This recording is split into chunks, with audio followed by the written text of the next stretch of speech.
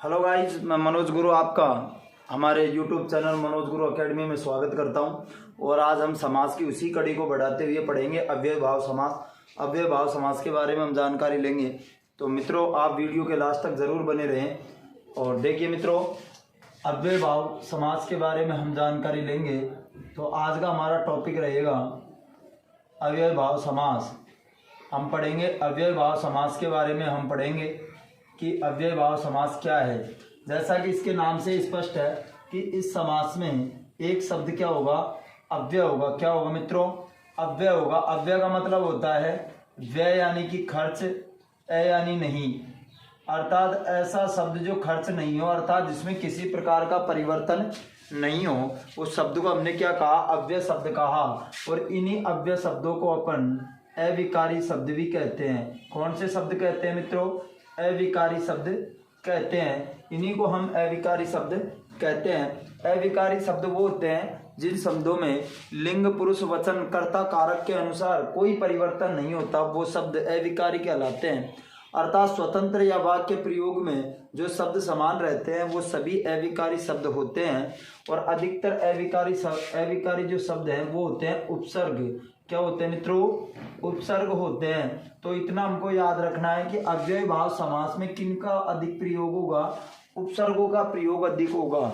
अविकारी समास के अंदर उपसर्गों का क्या होगा? प्रयोग अधिक होगा। अब ये क्या कहते हैं? अव्यय भाव समास क्या है कि ऐसा मूल शब्द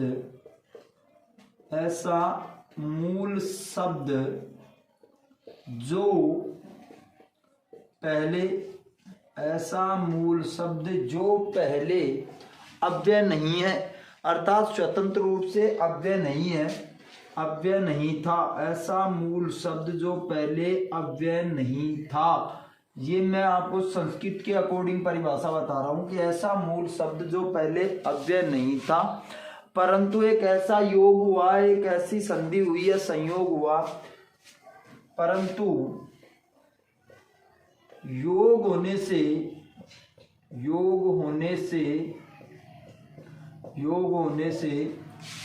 पूरा पद अव्यय बन गया। तो वो क्या कहलाया? अव्यय भाव समास कहलाया। आपको इतना याद रखना है मित्रों कि अव्यय भाव समास वो है जहां मूल शब्द पहले अव्यय नहीं होता है, परंतु जब उसमें किसी शब्द का योग होता है या शब्दांश का योग होता है तो वो अव्यय बन जाता है, तब अव्यय भाव समास होता है।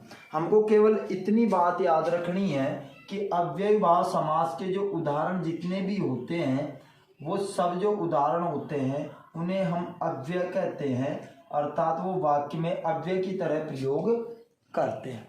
इतना आपको बस याद रखना है और कुछ नहीं। अब मैं आपको इसकी सरल पहचानें बता दूंगा कि इसकी पहचान क्या है, तो हम आसानी से इसे समझ लेंगे। तो देखिए मित्रों, हम अव्यय भाव समास की पहचान समझ लेते हैं, किसकी पहचान क्या है, और इससे हमको समझने में भी आसानी होगी और पढ़ने में कोई कठिनाई नहीं होगी। तो देखिए मित्रों, हमारा समास है अव्यय भाव समास। हमारा जो टॉपिक चल रहा है वो है अव्यय भाव समास हम पढ़ रहे हैं। और इस अव्यय भाव समास की हम पहचान पढ़ेंगे कि इस अव्यय भाव समास की पहचान क्या है। ये ध्यान रखें हम कि इसकी पहचान क्या है। तो पहली बात तो क्या होती है कि इसका जो पहला पद होता है, प्रथम जो पद होगा, पहला पद होगा वो प्रधान होगा। पहला पद प्रधान होता है। पहला पद क्या होता है मित्रों? प्रधान होता है। इसका पहला पद प्रधान होता है, इतना याद रखना है। या इतना याद रखें कि प्रथम पद या पूरा पद अव्यय होता है। अव्यय होता है, या तो पहला पद अव्यय होगा या पूरा पद अव्यय होगा। और मैंने क्या कहा कि अव्यय होता है, अर्थात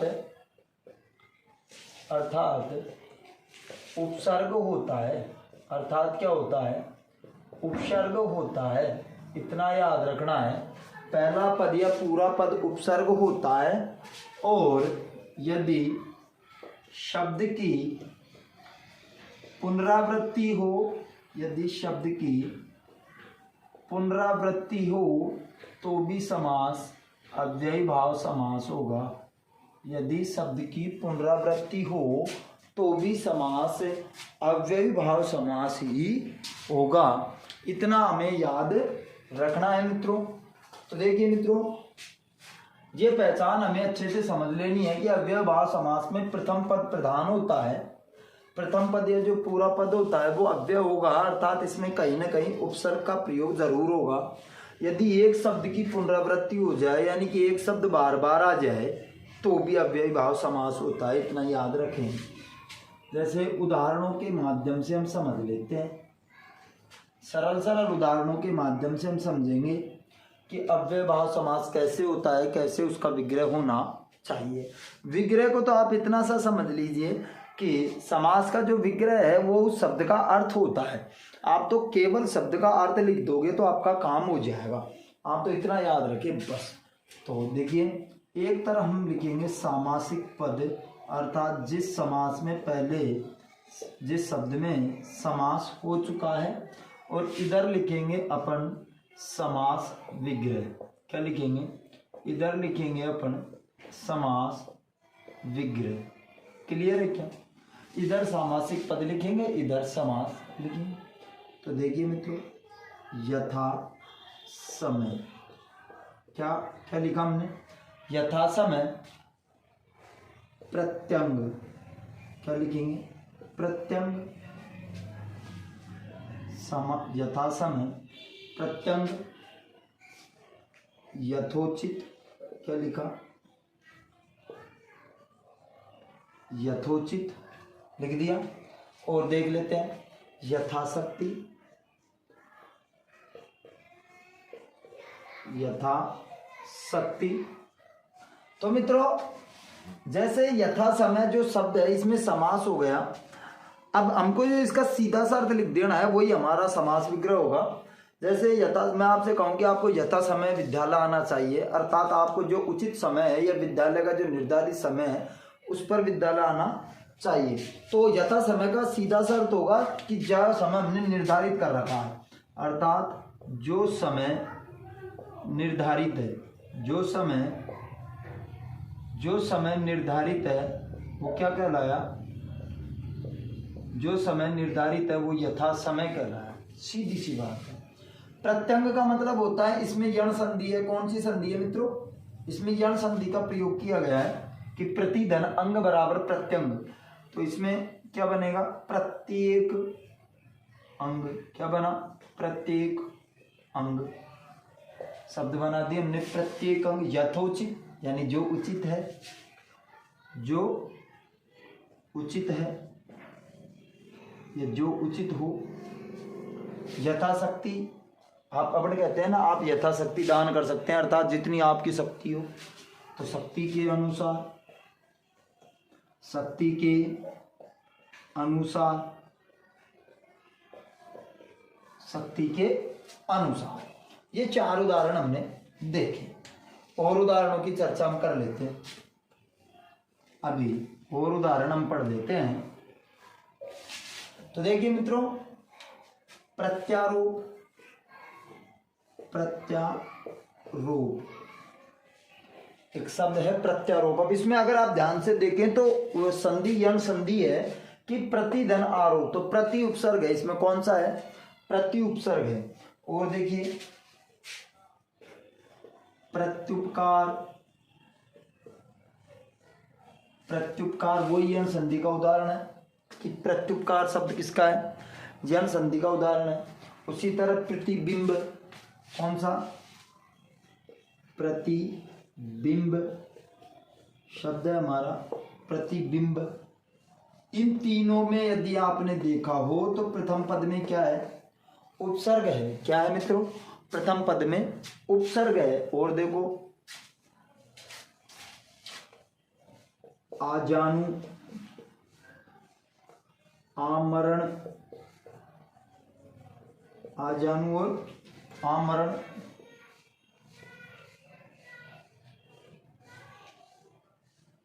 ये 5 उदाहरण और लिखे हमने।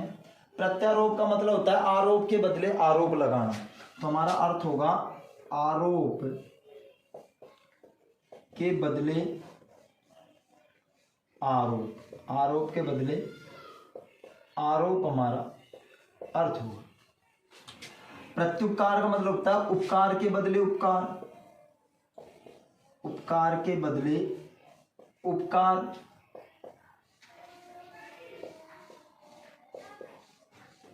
प्रतिबिंब का मतलब होता है बिंब का बिंब, बिंब का बिंब। आजानु का मतलब होता है घुटने तक, इसका मतलब होता है मृत्यु तक या मरण तक।